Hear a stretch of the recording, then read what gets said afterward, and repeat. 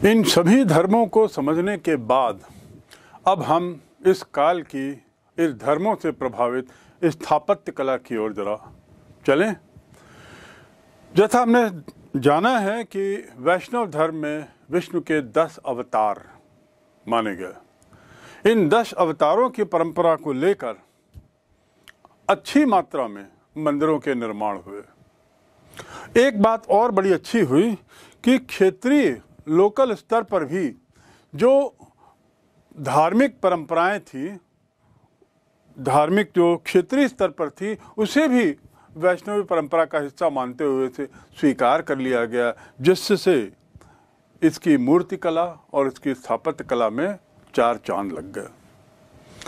पौराणिक हिंदू धर्म में मूर्ति कला का जिक्र है और बारंबार जिक्र है। उसके पीछे उसकी कथाएं, उससे संबंधित कहानियाँ, उससे संबंधित विचारों का आदान प्रदान, इसको लेकर हमें बहुत सारे चित्रण मिलते हैं। शिव भगवान को लिंग के रूप में माना जाता था और इसीलिए उनको लिंग के रूप में बहुत से मंदिरों में दिखाया गया है। जैसा मैंने बताया, चित्रणों का आधार देवी देवताओं से संबंधित कथाएं, उनकी मुद्राएं, उनके बैठने की शैली और उन पर केंद्रित अवधारणाएं थी। बैठने की मुद्रा, उनका शिरोवस्त्र, उनके आभूषण और अंतिम उनका आयुध, ये उन चित्रणों में बारंबार परिलक्षित किया गया है, दिखाया गया है। तो कुल मिलाकर जो चित्रण है या जो मूर्ति कला है, इसमें मुद्राओं पर और उनके साथ जो उन्होंने वस्त्र धारण किया है, जो आयुध पकड़े हैं, इसका भी चित्रण बार बार मिलता है। इतिहासकारों का मानना है कि पुराण में जो ब्राह्मणों ने जो लिखा है वह वास्तव में लोगों के आवागमन से हुआ, जो नई अवधारणाएं आई, जो कहानियाँ आई, ये उसी का पूरा विवरण है। तो इन पुराणों में उस समय के क्षेत्रीय विश्वासों को समाहित किया गया है, अवधारणाओं को समाहित किया गया है और जो बातें आदान प्रदान के रूप में होती थी उन्हें चित्रण किया गया है। मंदिर निर्माण की ओर यदि हम देखें तो मंदिर निर्माण के हमें अनेक उदाहरण मिलते हैं। बहुत सारे मंदिर बनाए गए। गर्भगृह मंदिर जो होता था उसमें सबसे पहले एक बीच में एक बड़ा कमरा होता था जो गर्भगृह कहलाता था, जो एक तरह से चौकोर आकार का होता था और वहीं पर भगवान की मूर्ति रखी जाती थी। समय के साथ साथ गर्भगृह के ऊपर एक बहुत ऊंचा टावर जैसा स्ट्रक्चर बनाया जाने लगा, जिसे शिखर कहते थे। इसके साथ कालांतर में मंदिर और ने विशाल रूप ले लिया और गर्भगृह के साथ जो शुरू में जो दरवाज़ा था जिससे पुजारी या भक्त प्रवेश करते थे, उसके पहले भी एक बड़ा हॉल बनाया गया। दीवारें उसकी ऊंची हो गई। मंदिर के हॉल का आकार भी बढ़ गया, विशाल हो गया और साथ ही प्रवेश द्वार, जिसे तोरण कहते हैं, वह भी बनाया जाने लगा। तो इस प्रकार कालांतर में समय के साथ साथ मंदिर बनाने की कला में सुधार होता गया और वे दिन ब दिन सुंदर होती गईं। जल प्रबंध की भी व्यवस्था समय के साथ उसमें देखी गई कि पानी की निकासी और पानी का आना दोनों सरल हो। मंदिरों की बात करते हैं तो कुछ मंदिर विशेष रूप से उनका जिक्र होता है, जिसमें एक है दशावतार मंदिर, भूमरा मंदिर, तिगवा मंदिर, भीतर गांव का मंदिर। ये जो हैं ये उत्कृष्ट कला के उदाहरण हैं, मंदिर कला के बड़े उत्कृष्ट उदाहरण हैं, अपनी चित्रण के कारण, अपनी बारीकियों के कारण। कुछ मंदिर पहाड़ियों को काट कर बनाए गए थे, यानी पहाड़ियों को काट कर पहाड़ी को अंदर से खोखला कर दिया गया और एक तरीके से कृत्रिम गुफा बनाई गई और उन गुफाओं को मंदिर का रूप दिया गया। ये एक बहुत बड़ा कठिन काम रहा होगा उस काल में जब वैज्ञानिक तकनीकों का किसी तरह का विकास इस ढंग का नहीं था, हमारी जानकारी में कम से कम नहीं है। सर्वाधिक प्राचीन, सबसे पुरानी जो इस ढंग की जो गुफाएं हैं, ये 3री ईस्वी पूर्व के समय की हैं, यानी लगभग अशोक के काल की। और ऐसा माना जाता है कि अशोक ने ऐसी करीब 7 गुफाएं बनाई और उनमें से 4 तो अशोक ने बनवाई और 4 उसके बाद उसी के परिवार में जो एक राजा, अन्य राजा हुए दशरथ, उसने बनवाई। और इसके पीछे मकसद था कि जो बुद्ध धर्म के जो अनुयायी थे, ऐसे अनुयायी जिन्हें आजीविक संप्रदाय का माना जाता था, ये वहाँ आके रहते थे, तो उनके लिए अशोक ने ये बनवाया। गया के पास, बिहार में गया के पास बराबर, और नागार्जुन, वह भी पहाड़ियों से काट कर बनाया गया है, पहाड़ियों को खोखला करके बनाया गया है। सुदामा और लोमश गुफा, ये उसमें सबसे प्रसिद्ध गुफाएं मानी जाती हैं अपने चित्रणों के कारण। अजंता की बात करें, अजंता एलोरा में अजंता की बात करें तो यह गुफा मंदिरों का सर्वश्रेष्ठ उत्कृष्ट नमूना है। गुफा निर्मित मंदिरों का एक बहुत महत्वपूर्ण उदाहरण है। इसके छतों का चित्रण बड़ा विहंगम है और डिज़ाइन भी जो बनी है कुल मिलाकर बड़ी सुंदर है। मध्य प्रदेश में बाघ का स्तूप और विहार गुफाएं, ये बड़ी प्रसिद्ध हैं। ये भी पहाड़ को काट कर ही बनाई गई हैं। स्थापत्य कला की दृष्टि से बाघ की गुफाएं सामान्य हैं, लेकिन उसके अंदर जो चित्रण है वह अति सुंदर है और उसके साथ ही बड़ी उच्च कोटि का है। इसीलिए बाघ की गुफाएं अपने चित्रणों के कारण ज़्यादा प्रसिद्ध हैं। यदि एलोरा की ओर जाएं तो वहाँ जो विश्वकर्मा शैल गुफा है चट्टान का, वह बड़ी अनोखी है। समकालीन ताम्रलेख में ऐसा विवरण है कि उसको जिसने बनाया, उसका जो प्रमुख तक्षक था, उसने जब ये निर्माण को देखा तो अंत में खुद ही इतना भौचक्का हो गया निर्माण की भव्यता और सुंदरता को देखकर कि उससे रहा नहीं गया और उसने शायद कहा, हे भगवान, यह मैंने बनाया है। पहाड़ी के पूरे एक खंड को काटकर ऐसे भी मंदिर कुछ बनाए गए और उनमें कहा जाता है कि ये एकाश्मीय मंदिर हैं और इनकी विशेषता ये थी कि इनमें एक बहुत बड़ा कक्ष होता था और कई स्तंभ होते थे, कई खंभों से यह खड़ा रहता था। तो इन एकाश्मी मंदिरों में भव्य नक्काशीदार होती थी। 7वीं शताब्दी के पल्लव राजाओं में जो नरसिंह वर्मन एक जो था, महेंद्र वर्मन एक जो था, नरसिंह वर्मन था, उसने ममलापुरम में जो मंदिर बनाया है वे भी एकाश्मी हैं और ऐसे उसने 7 मंदिरों का इन लोगों ने निर्माण किया। इसमें कई खंभे हैं और बड़ा विशाल कक्ष है और पहाड़ी के एक हिस्से को काट के बनाया गया है। कुछ तरीके से रथ का आकार है, इसलिए इसे रथ मंदिर भी कहा जाता है। अंत में इसका जो सर्वाधिक विकसित रूप है, इस तरह के पहाड़ों का एक खंडी पहाड़ को बनाना, को गुफा बनाना, उसका मंदिर बनाना, इसका सर्वश्रेष्ठ उदाहरण है एलोरा का कैलाशनाथ मंदिर। यह मंदिर अपनी भव्यता, अपनी विशालता के लिए बहुत प्रसिद्ध है और आज भी दुनिया के लिए एक अजूबा है। स्थापत्य कला को, निर्माण कला को, भवन निर्माण, मंदिर निर्माण कला को हम क्यों जाने? इतिहास की दृष्टि से मात्र ये केवल इसलिए महत्वपूर्ण नहीं है कि इससे सुंदरता, विशालता आदि का आभास होता है, उनके कौशल का आभास होता है, बल्कि इससे हमें कुछ इतिहास से संबंधित जानकारियाँ मिलती हैं। अनजान अतीत को समझने की कोशिश इसके माध्यम से की जाती है। साहित्यिक ग्रंथ और लोक परंपराएं, ये तो इतिहास बनाने का एक आधार होती ही हैं, लेकिन इसके आधार पर अपरिचित को समझने की कोशिश इन अभिलेखों, इन निर्माणों से की जा सकती है। जैसे भारतीय मूर्तिकला की तुलना यूनानी मूर्तिकला से की जाती है।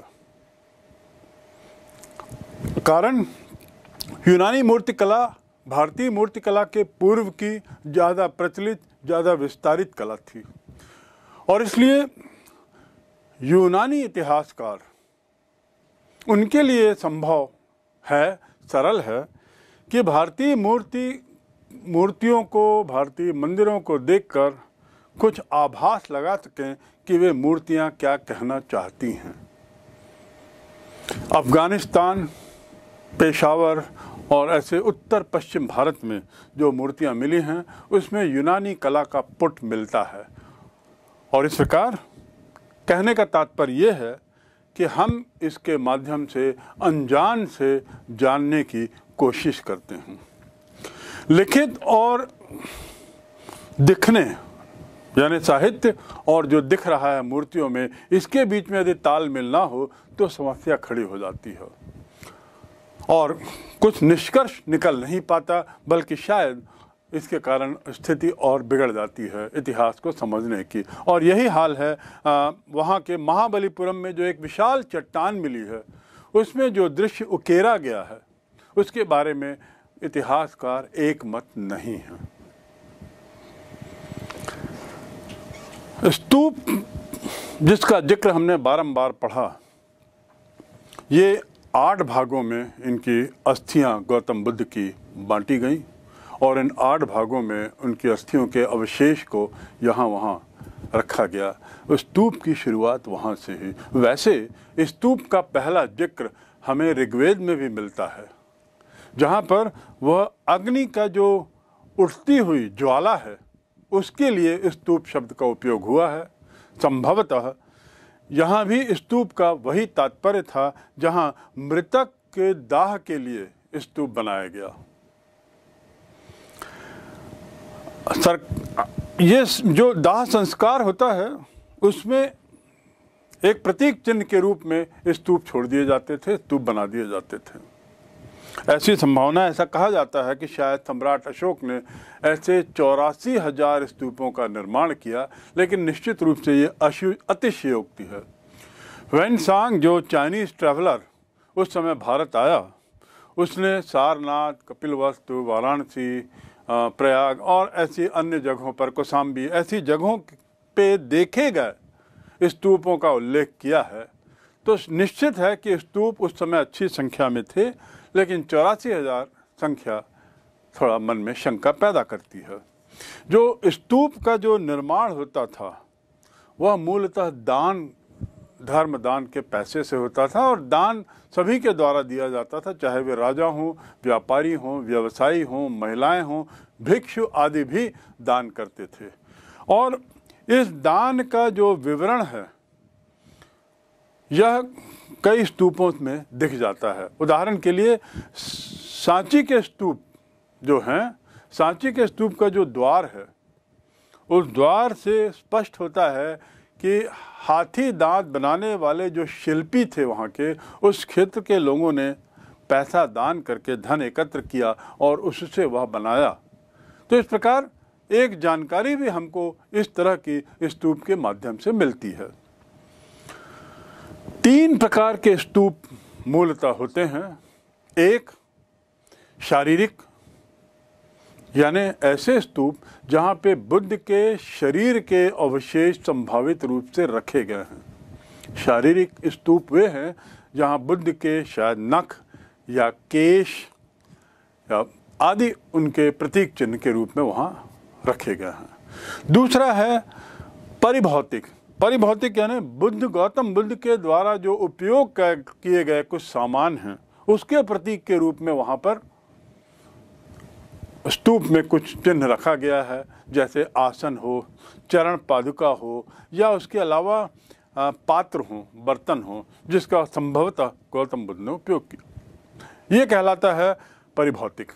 और तीसरा और अंतिम तरीके का स्तूप है उद्देशिक, जिसका मकसद केवल यही होता है कि गौतम बुद्ध की स्मृति में कुछ जगहों पर वह स्तूप बना दिए गए हैं ताकि लोग उसको गौतम बुद्ध की स्मृति में याद करें। और ये स्तूप सामान्यतः उन जगहों में है जिनका संबंध गौतम बुद्ध से रहा है, जहाँ जहाँ उन्होंने भ्रमण किया या जो उनके जीवन से जुड़े रहे, ऐसी जगहों पर ये स्तूपों का निर्माण हुआ है। सांची का स्तूप जो एक विश्व धरोहर है, 1889 में उसे विश्व धरोहर घोषित किया गया, वर्ल्ड हेरिटेज। यह अपने प्रारंभिक समय में तो बहुत अच्छी स्थिति में था, निर्माण के प्रारंभिक समय वर्षों में अच्छी स्थिति में था। समय के साथ साथ जो समय का असर है वह उस पर दिखने लगा था और वर्तमान में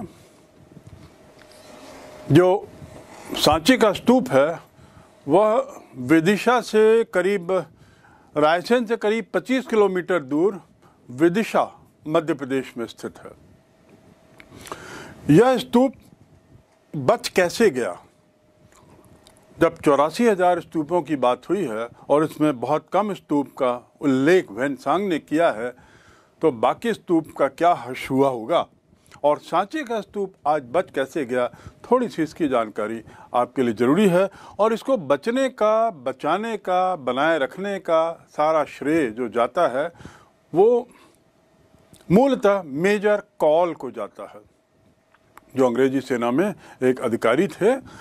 ये सुरक्षित रखने के पीछे उनकी ये सोच थी कि जो धरोहर हैं उनको वहीं पर रखा जाए तो अच्छा होगा। अमरावती का उदाहरण उन्होंने देते हुए, अमरावती में जो स्तूप पाए गए थे उसे अंग्रेज़ों ने, फ्रांसीसियों ने उसके अवशेषों को अपने अपने देश में ले गए। कुछ को कलकत्ता के एशियाटिक सोसाइटी में भी उन्होंने छोड़ा, पर आज अमरावती में कोई स्तूप नहीं है, कोई इसका चिन्ह नहीं है। इसके उदाहरण के आधार पर मेजर कॉल ने ब्रिटिश शासन को संतुष्ट करवाया, कन्विंस किया कि इन स्तूपों को यथावत रखने में ही इतिहास का भला है।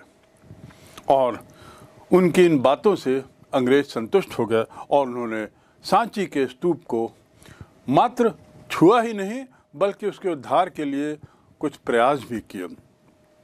1818 में जनरल टेलर ने इसकी पहली बार खोज की थी और उसके बाद 1851 में अलेक्जेंडर कनिंघम, जिसका भारतीय इतिहास से बहुत सरोकार रहा, ईस्ट इंडिया कंपनी का एक अधिकारी था लेकिन इतिहास में बहुत रुचि रखता था और इसका नाम बारंबार इतिहास के विभिन्न क्षेत्रों में लिया जाता है। इसने इसकी खुदाई की 1851 में। उसके बाद एक और खुदाई हुई जब 1881 में मेजर कॉल ने इसको देखा। पुस्तिका का रूप में जॉन अलेक्जेंडर कनिंघम ने इसका विवरण इस स्तूप का दिया था। उसके आधार पे मेजर कॉल ने इसकी खुदाई की और उसके बाद सर जॉन मार्शल, जो हड़प्पा की सभ्यता की खोज के लिए प्रसिद्ध हैं, 1912 में उनके द्वारा इसमें पुनः खुदाई की गई। और खुदाई के पीछे मकसद ये था कि इनके अवशेषों से विभिन्न तरह की जानकारियाँ एकत्रित करना, इसके काल को जानना और इसके इतिहास में इसका क्या योगदान हो सकता है, यहाँ से प्राप्त की हुई जानकारी का इसे बेहतर समझने की कोशिश करना। 1838 में अंतिम खुदाई, 1938 में इसकी अंतिम खुदाई हुई और इस खुदाई के साथ ही उसके बाद ये निर्णय लिया गया कि अब सांची के स्तूप के अवशेषों को यथावत रखा जाए और बल्कि ये सुनिश्चित किया जाए कि वे अवशेष सुरक्षित हों। इस प्रकार सांची का स्तूप बच गया। सांची के स्तूप से संबंधित कुछ अन्य तथ्य उसके निर्माण को लेकर उसे भी हम जानना चाहेंगे। ये जो स्तूप है ये एक बहुत बड़ा, एक विशाल एक स्तूप है। उसके साथ ही दो स्तूप और हैं जो आजू बाजू में छोटे हैं। जो सब बड़ा स्तूप है, महास्तूप, ऐसा माना जाता है उसमें गौतम बुद्ध के अवशेष हैं, और दूसरे नंबर के स्तूप में अशोक के द्वारा जो प्रचारक भेजे गए थे उनके अवशेष वहाँ पर रखे हुए हैं, उनकी अस्थियाँ वहाँ पर हैं, धर्म प्रचारक की। इस बात का वर्णन दीपवंश और महावंश जो श्रीलंका के बुद्ध धर्म से संबंधित पुस्तकें हैं उसमें मिलता है, दीपवंश और महावंश में। और ये भी जिक्र है कि संभवतः उज्जैनी में जब राजा अशोक थे, उज्जैनी के राजा अशोक, उन्होंने वहाँ की रानी से विवाह किया, विदिशा के एक व्यापारी की लड़की से विवाह किया जिसका नाम रानी देवी था, और उनसे जो उनको पुत्र पुत्री हुए महेंद्र और संघमित्रा, रानी देवी ने उन्हें प्रचार के लिए भेजा। और इस प्रकार इस संभवतः इसका निर्माण उसी दौरान हुआ होगा अशोक के काल में, यानी 268 बीसी से 233 के बीच में। इस स्तूप के चारों ओर काष्ठ है, जिसे बाद में शुंग वंश के शासकों ने उसको काष्ठ पट्टिका को में सुधार करते हुए उसे शैल पट्टिकाओं में बदला, बड़ी पट्टिकाओं में बदला, और जो वेदिका है उसको भी चट्टान की वेदिका के रूप में परिवर्तित किया ताकि उसका जो लाइफ है, उसका जो काल है वह बढ़ जाए। इसका जो व्यास है पूरा, वह व्यास 126 फीट और ऊंचाई है 54 फीट, यानी काफ़ी विशाल है यह स्तूप। और शुंग वंश के कार्यकाल में इसका आकार काफ़ी बढ़ गया, लगभग दुगना हो गया। इस स्तूप का कुल आकार जो है वह दुगना हो गया। फिर बाद में सातवाहन वंश के शासकों ने इसमें और कुछ सुधार किया। सातवाहन वंश का शासन 37 से लेकर लगभग 230 एडी तक है। इस दौरान के सुधार काल में ये जो सांची का स्तूप है, इसके 4 द्वार में 4 तोरण लगाए गए, और ये द्वार जो हैं, चट्टानों के द्वार, ये तोरण कहलाते हैं। और इसमें जो विवरण है, इसमें जो चित्रण है, वह ऐतिहासिक दृष्टि से काफ़ी महत्वपूर्ण है। सांची के स्तूप का विवरण बिना उसके तोरण की चर्चा किए अधूरा ही रहेगा। तोरण, जैसा मैंने बताया पूर्व में, 4 थे, चारों प्रवेश द्वार पर, और इनकी तोरण कला बहुत प्रसिद्ध है, बहुत नवीन थी। लोगों का कहना है, इतिहासकारों का, कि सुंदर कला और महत्वपूर्ण होने के कारण स्थापत्य से ज़्यादा ये उसमें जो उत्कीर्ण जो चित्र हैं उसके कारण सांची का स्तूप ज़्यादा प्रसिद्ध है और उसका तोरण ज़्यादा प्रसिद्ध है। ये जो तोरण की ऊंचाई है लगभग 34 फीट है, सीधे स्तंभ हैं, 2 सीधे स्तंभों पर खड़ा है, और 3 मेहराबदार बरेड़ियां हैं जो समतल हैं, एक के ऊपर एक समतल हैं। ये बरेड़ियों में भी बहुत चित्रांकन किया गया है। एक दूसरे के ऊपर समतल होने के साथ ही ऊपर 4 कोनों में चौकोर जो बने हुए हैं उसमें कुछ जानवर की मूर्तियां हैं, हाथी, बैल, सिंह आदि, ये इस चौकों पर हैं। बरेड़ियों पर भी लगभग यही सब चित्रांकन है। स्तंभ के नीचे द्वारपाल यक्ष की मूर्तियां हैं और स्त्रियों की मूर्तियां इनके बीच में बनी हुई हैं। संभवतः ऐसा माना जाता है कि ये जो पूरा जो दृश्यांकन है यह शायद जातक कथाओं से लिया गया है। हाथी और कमल दल के बीच में एक देवी की प्रतिमा जल छिड़कते हुए दिखाई गई है, तो संभवतः यह गज लक्ष्मी रही होंगी, ऐसा मानना है पुराणों की कथाओं के आधार पर। अंतिम बात, ये जो गज लक्ष्मी है इसे सौभाग्य की देवी माना जाता था और इसके साथ सांची के स्तूप का जो विवरण है वह पूर्ण होता है। सांची का स्तूप विश्व की एक अमूल्य धरोहर है और बुद्ध धर्म के प्रतीक चिन्ह के रूप में आज भी दुनिया भर के पर्यटकों को अपनी ओर आकर्षित करती है।